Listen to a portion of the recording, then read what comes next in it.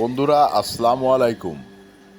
ঈদের ছুটি শেষে আজ প্রথম নাইসামণির ক্লাস শুরু হলো এবং ক্লাস শেষে নাইসামণি আগের মতোই আবার তাদের স্কুলের রেস্টুরেন্টে বসে ফুচকা খাওয়া শুরু করেছে। আপনারা দেখছেন নাইসামণি ফুচকা খাচ্ছে।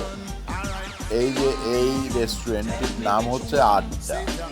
স্টুডেন্টরা তাদের মা বাবার সাথে বসে বসে এখানে ওপেন রেস্টুরেন্ট, এখানে বিভিন্ন ধরনের ফুচকা ড্রিঙ্কস এগুলো খায়। নাইসামণির প্রিয় খাওয়ারই হচ্ছে ফুচকা।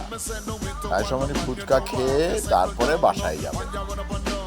আমরা এখন দেখছি নাইসামণির ফুচকা খাওয়া। নাইসামণি কাজ শেষ করে এসে ফুচকা এবং ড্রিঙ্কস খাচ্ছে। ফুচকা খাওয়া শেষ হলে আমরা বাসায় চলে যাব। বন্ধুরা ঠিক আছে, আপনারা দেখতে থাকেন আমাদের নাইসামণির ফুচকা খাওয়া। আপনারা দোয়া করবেন।